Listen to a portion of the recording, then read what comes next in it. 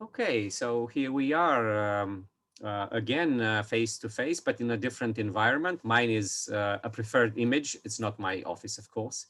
Mhm. I wish I could stay outside in such an environment in a garden. But I remember that this is your office or your room or something like that. You are at home, Peter. And I Yes, I'm at disclosed home. your first name. Who are It's my you? working room. Who are you, Peter? Who am I? Well, um, well, I think this is a difficult question because it's a philosophical question in a way. It's about this know thyself thing. Um, so I think I could better say what am I, because Mm, we are so many different things during our life. The roles we are, or the roles we play, mhm, like a man or woman, or a transgender child, adolescent, mhm, adult, father, therapist, mm, manager, offender, victim, and so on and so on. mhm, And we also are what we are, or what we act in situations or contexts in which we act and behave, like home or sport, party, office, and so on and so on. And we also are uh, what kind of emotions we have, and feelings that are attached to these situations and contexts, and that evoke or regulate our behavior towards others, and so on.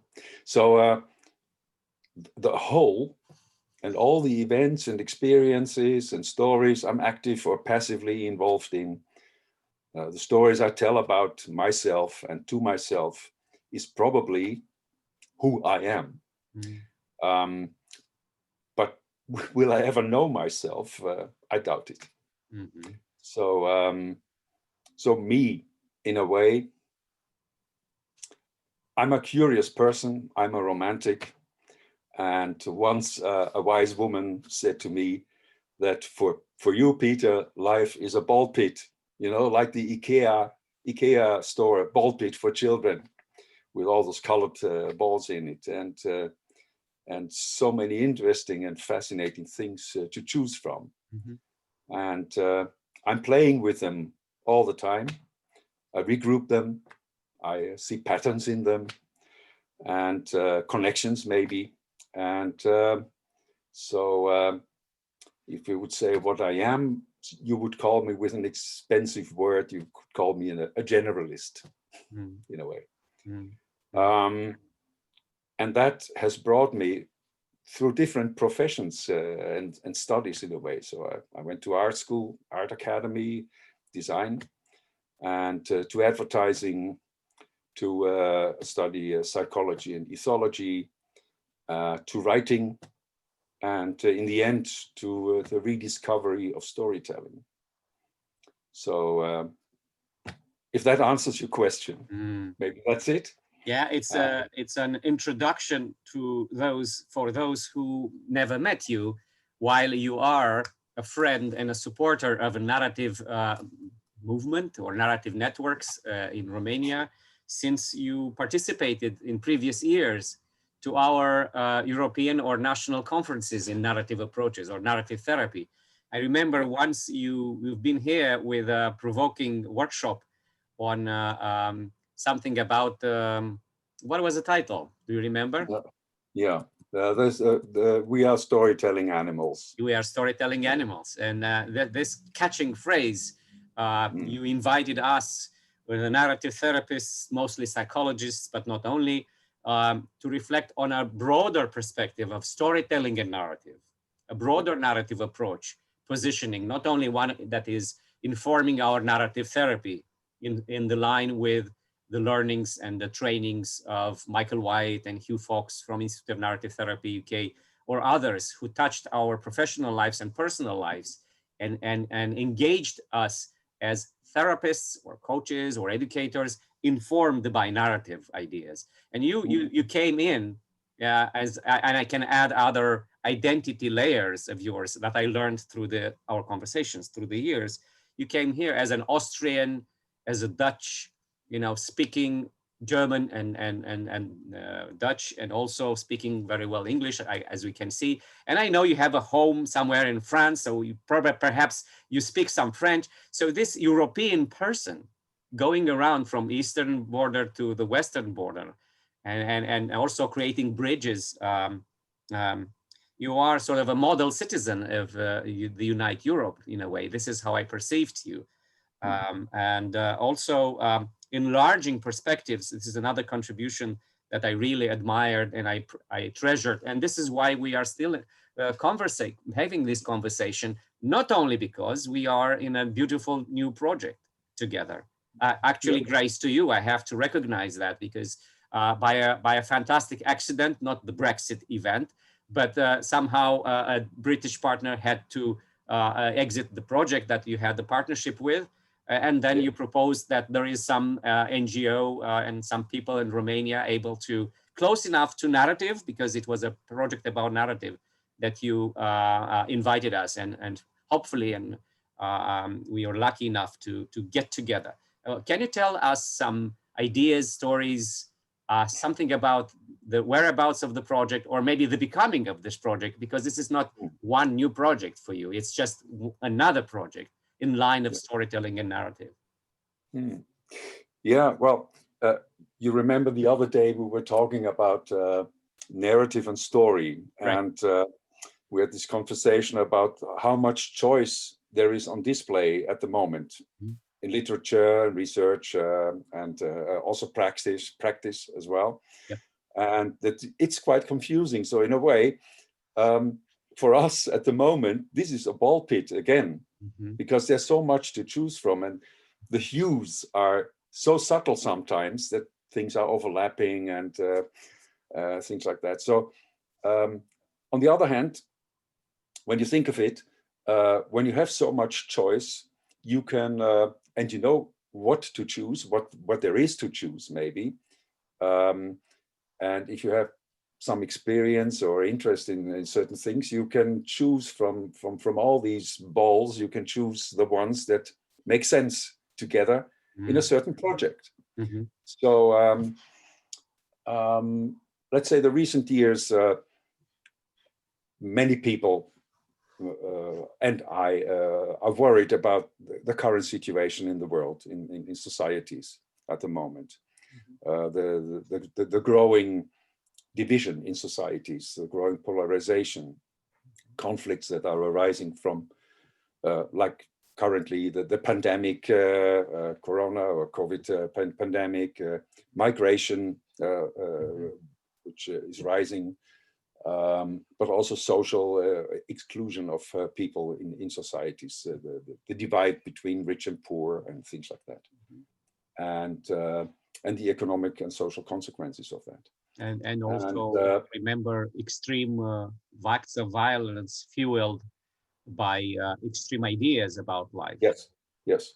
So the populist politicians as well, who divide people in we and them, and these what do you call it, a dichotomy in a way. So I had done another project about making communities more resilient. And from that project came the idea, and I was talking to the Storytelling Center in Amsterdam, to Arjen Barel, director of the Storytelling Center in Amsterdam, if maybe we could embark on a project together, which concentrates on conflict solution and depolarization, because of these problems we face at the moment in society. And so, well, and when we were brainstorming about that, again, we were looking at how could we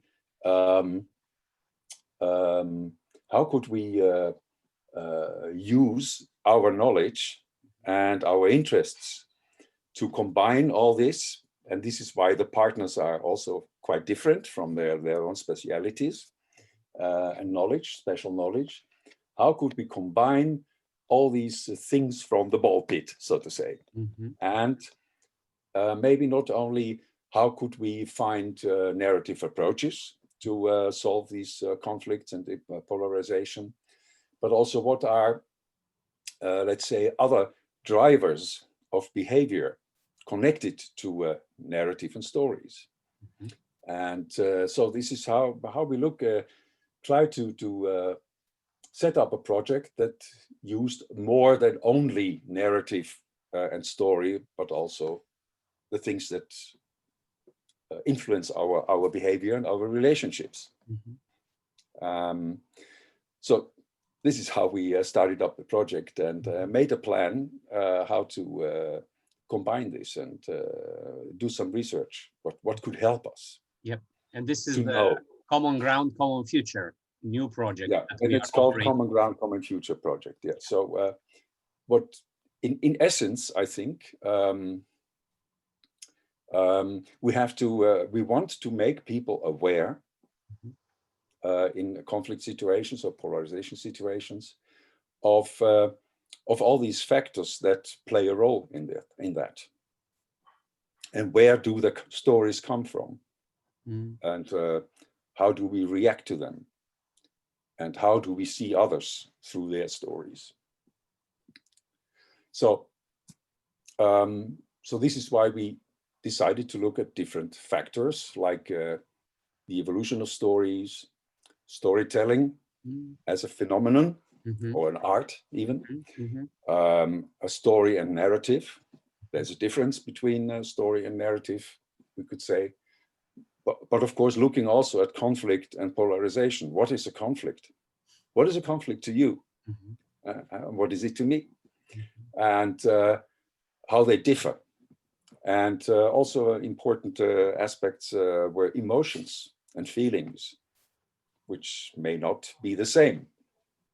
And also looking at asymmetries like equality and equity and injustice, truth and lie, and the role memories play in our behavior and in our stories. You already are underlying some of the chapters of Yes.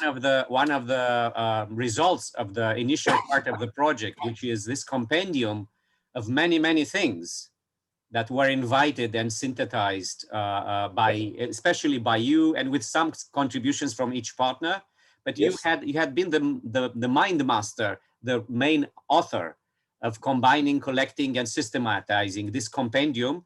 And on top of this, as I'm cooperating with all of you to create, there is a sort of a guidebook, a playbook with tips and tricks and exercises that can give professionals and educators and anybody ideas of how to increase consciousness, knowledge, but also some of the skills of dealing with these issues. Yeah. Because this is what we want to get from the project, that we can maybe train people to understand how they can train others, or how can they work with others in situations like that, in conflicting or polarization situations. So it is about the power of stories. Yes. It is about how we can be more able to connect other types of ideas, like about conflicts, about polarization, that come from maybe political science or from negotiation practices and other realms that you just mentioned. You connect them all together in a way that we are proposing, the project is proposing. It's just one way of the many ways. And then everybody who is touched by this, I don't know, the French have this rich soup, bouillabaisse, with many things inside. We have sort of a fish soup in the Delta Danube with many types of fish and things that is very rich. I think this is the metaphor I can see now, that we have this collection of many things, but they are connectable in ways that may be relevant to one or another in their contexts. And it's putting this all together with a template, with a story that is linking them together. It's a story about the intention and the power of stories, and what are you going to do with it? An engagement story. Yes. So indeed. As you say, what we offer are opportunities or possibilities to come to common ground, in a way, to a common understanding of a problem or each other's problems, by sharing stories and talking about these stories and analyzing them. And also looking at, when we look at conflict or polarization, both go through phases. And when we can explain the phases, we also can explain maybe the tools, the narrative or storytelling tools or means that we can apply to certain phases to help to solve a problem. Sure. So in an early phase, a simple exchange of stories with a good mediator would already help. But when it comes to polarization and really a big divide, then it's becomes interesting how to let's say not maybe convince, but invite people to think about their own stance. Now that you say that, I'm thinking about the scaffolding conversational practices of narrative therapy promoted by Michael White. And it is about scaffolding because at certain point, the complexities are so difficult to understand and can be conscious of and engage with. So you need this sort of a piecemeal approach of creating the common ground as you are creating an island, and then you create an archipelago of islands, and then it becomes a subcontinent, and then it becomes part of the understanding. So it's like stirring out attention that common ground is possible, and maybe re-engaging people with the idea of common ground. And in terms of common future, of stirring out the possibility of hope of a better life, for hope of a common living. And when you said common ground, I was thinking of humans on this planet. That in terms of what is happening with nature, what is happening with pollution, what is happening with temperature, you know, these ideas about a new kind of ecology of us being conscious about the effects of our living, the choices of our living at a magnitude that affects even our common ground, that we need to reconceive or reconceptualize not only the common ground, but also in relation to that, what are our actions and what can we do to secure and create a sustainable environment, not only a sustainable family or person, but a sustainable environment for us to live in the future, a better future. So I think common ground, common future has a lot of metaphors in its title. I think it's a brilliant idea for a title. Sure. And if I may add, it's also the challenge in this project, and I mean the challenge in society is how we can get people away from social media as an information or story source, so to say, because it's too much, let's say, ad hoc.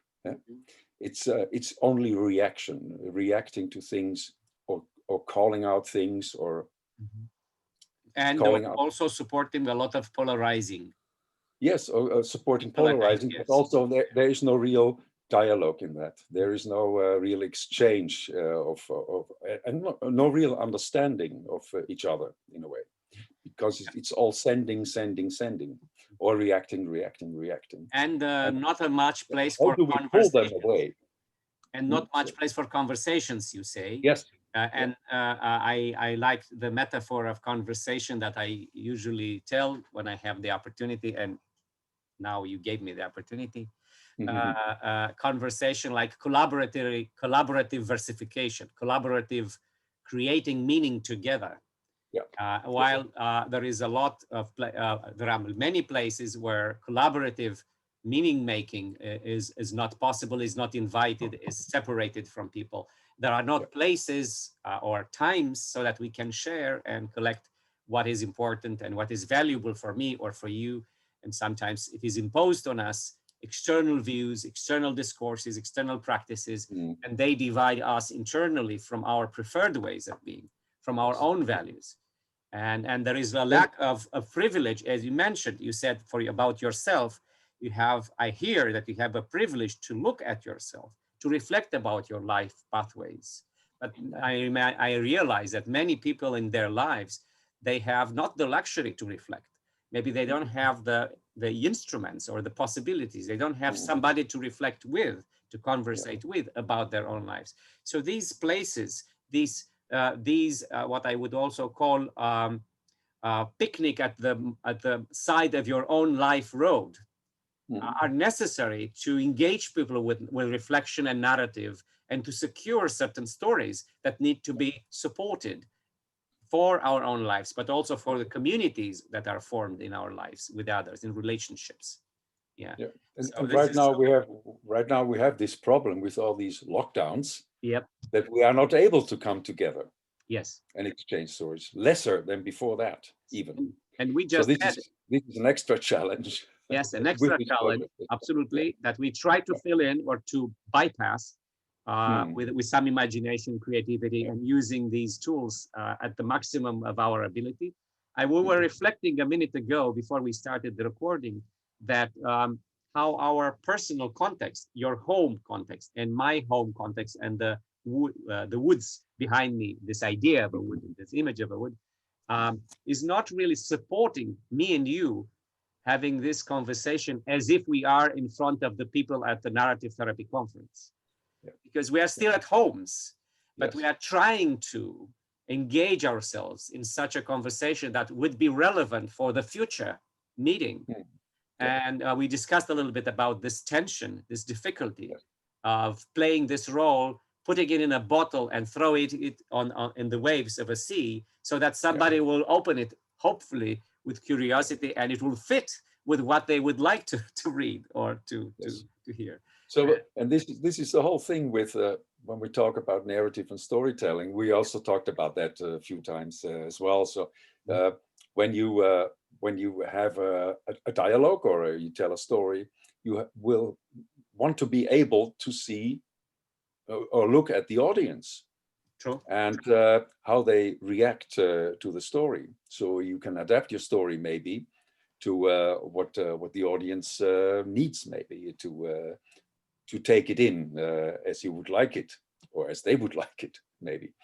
And this is what we are missing now. So I will never see your audience at the conference. So I will never hear the stories of individual people at the conference. Except if we are trying to beat, if we are trying to beat the restrictions and have a chance to be online live after the moment of the video is performed, and then the audience, in terms of little tiles of people images, with video or without video, if this will allow, we are still working on the interactive concept if it's possible. It may be only a webinar where people may just write their texts, which is really depleting a lot of what a conference, a live conference may be. You know, the richness of our interactions, the feedback on the people's faces. And this is something that we are stripped out of because of this isolation. But what digital is providing us, it's still providing some avenues, some possibilities of interaction and meaning making. So we have to look at both, you know, the evil part, but also the humanizing part, that we can still continue to interact in certain ways, diminished, depleted ways, but still we can maintain some flux. But we really prefer it more to live it more fully with all our senses. Sharing the same space, breathing the same air. Which is participating, fully, embodying our participating, and which is really a human experience. So these limitations are dehumanizing us a bit, and we are trying to beat that dehumanizing by rehumanizing our relationships, our lives, by connecting by these means. And sometimes I remember some of the books I read about people being in cells and knocking Morse code so that they could connect and send information between them. And that was an early example of separation and a desperate humanizing effort to connect and make some meaning out of those situations. And this is a similar situation, that we are a little bit richer with the internet and with this software. Sure. With all its limitations. With all its limitations, It's better than nothing. Yes. And how we can make out of our solitude, or maybe isolation in other points of view, how we can reach out, and how can we still connect, and how we can engage around ideas and stories. And I think this is something which is evolving in our lives nowadays, and it is a reflective theme for the world, for those who are, forced to do this more and more, institutions, programs of education, project meetings that happen this way. Yes. And we try to make it more richer and applicable to the complete world. We say the real world. This is also real world. Yeah, but it's not the preferred real world. That's something what I was thinking about when you were talking about being privileged in a way. So you and I, and maybe many people in your audience, are privileged people. They have been studying, they are academics, they have probably a job or whatever. But there are so many people, and right now, that are in danger of being excluded, losing a job, are undereducated. And these people are the people who are referring to our project. These are the people who are attracted by the pushers in polarization, because they give words to their fears and hate and anger and things like that. So, and how do we reach those people who are often either uneducated or very much frustrated? And how can we reach out to those people and get them to think about their story and how they can make a better story? Yeah, how can they make better meanings out of their lives? Yes, get meaning out of their life, and that their life makes sense again, in a way. Yeah. And this responds to our responsibility in a way. What would be our privilege? We are privileged people. How can we, as privileged people, be aware of the humanity that is around us, and how different discriminative aspects, historical or present, function in a way that are underprivileging others? Yeah, and also that they are in a way they are not probably the best storytellers, because storytelling for them is about fairy tales and that's it. And they maybe do not realize that they are telling stories, or that they have a story, or that they have digested a story of someone else and made it their story because it fits, or they are maybe not creative enough themselves, or they don't think about it. Or any meaning is better than no meaning. Yes. Yeah. Because we need to have a meaning in our lives. And this is dangerous. This is dangerous for groups in society. And this is what divides us in a way. And so we have to invite these people in and make it attractive for them, or consoling maybe as well. And which is difficult because they see us as a kind of an elite. When you say that, I'm still aware of the embedded metaphor of we and they. So I would turn this around and say it is maybe also our responsibility that we are closer to narrative ways, that we are closer to understand that these are so powerful ways of living our lives, guided by ideas in a certain way, organized in stories that are livable, better to live, stories better to live by, and sort of creating contexts, invitational contexts, where people with a rich lives, no matter how privileged or underprivileged lives, everybody has their rich lives full of experiences. Those experiences may grow up. We can find the seeds of better living, of expressing what would be the preferred life, and to put their power, willing to live, willing to love, willing to be healthy, willing to have a clean community around them. I think many people have these, but not always be able to express them. But creating that context where people can engage with these values that they were touched by during their lives, and showing their power. And these narrative aspects would be like sort of instruments that people deserve to have, deserve to engage, be able to see that they are given this possibility because of language, because of languaging. Yep, and this is another thing. Language is so important. And somebody who is, let's say, undereducated or low literate and so on, they also have a lack in expressing themselves in language. And this is my experience, is that if you let people experience what story is, they become better storytellers because they listen to stories of other people. It's creating that context of relating people to story and storytelling. It makes context richer. Yeah. It makes context You are richer. It you are makes an language ethologist. richer. You are an ethologist also Yeah. by training and by passion, and you are also uh, an heir of ethology because ethology was in your family in a way. This is what a story that I heard from you. In a way, No, not really, but not really. evolutionism anyway. So anyway, you were touched by these ideas during your lifetime, and you became Yes. curious and you became applied in a way. And actually, we can see in our compendium in the project that you brought in some evolutionary, some ethology ideas are there. And I think it's very rich for us to enlarge our perspectives. So from your experience as an ethologist, and also a storyteller who you became a storyteller, and you have your story bag organization as a as an organization helmet in the project, for example. So you are becoming sort of defined by these preferences and these actions. How is ethology informing your position? I know this is a maybe an unusual turn from me asking you this question, but I can see these are at least two major aspects of your life, and they are connected. What does ethology tells us in terms of storytelling or expressive behavior?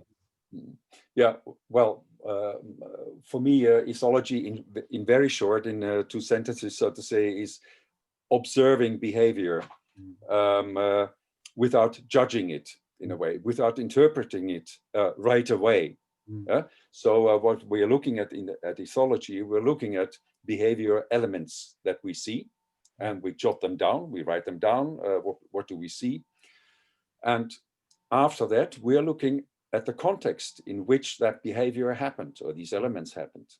And from that, we can analyze, okay, this was the context, who was there, what happened.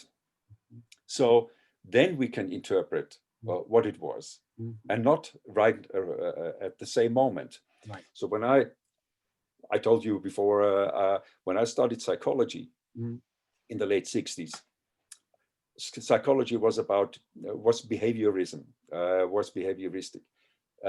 It was about interpreting, and quite quickly interpreting, in my opinion, at that time. And I did a course in ethology with the biologists, with a very famous professor, Jan van Hof. And I became so attracted to how he was telling about his experience in primatology, working with primates. And but also other stories about animal behavior, and how many things are so similar to our behavior.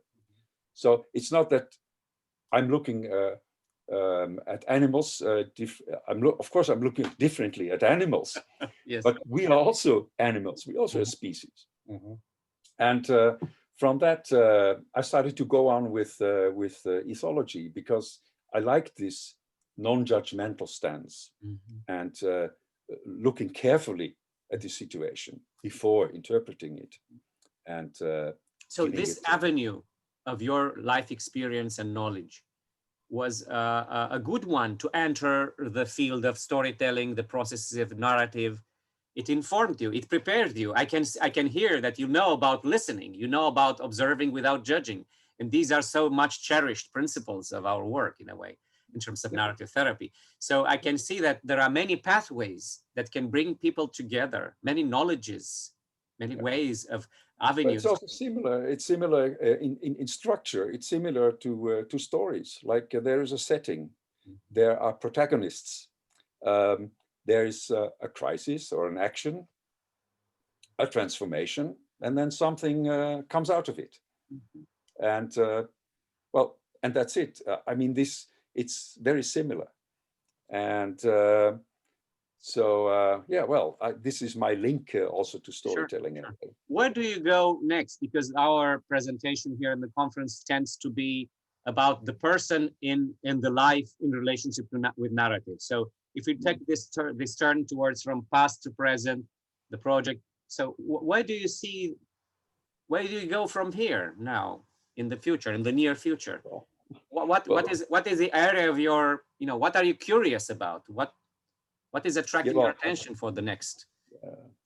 I'm really curious about the practical part of our project when we go starting and working with different real people.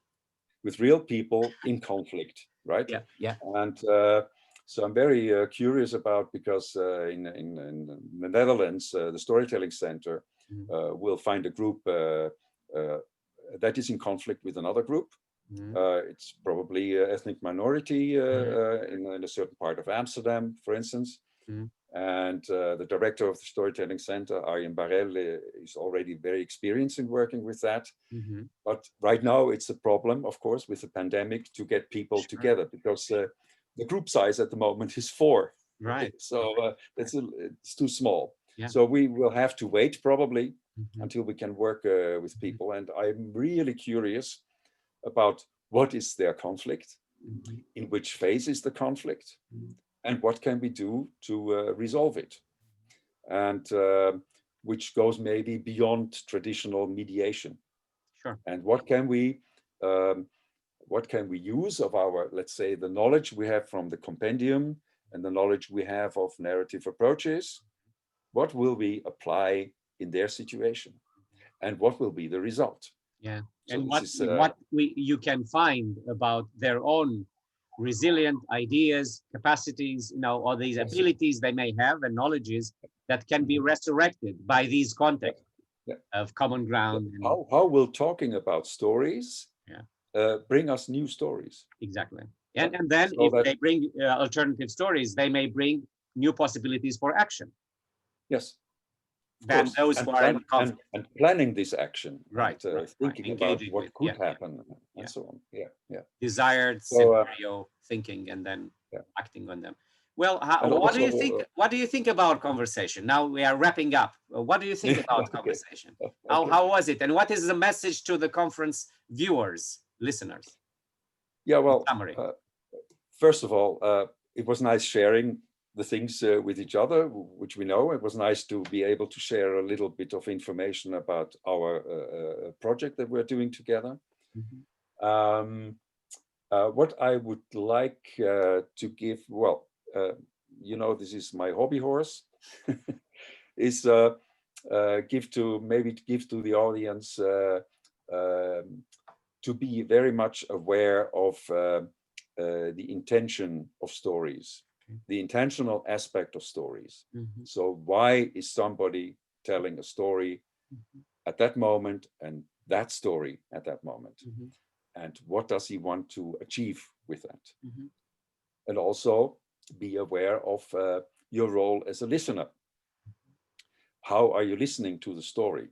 What is your position when you are listening to the story? Are you really listening to what is said? Are you fully empathic when you are listening?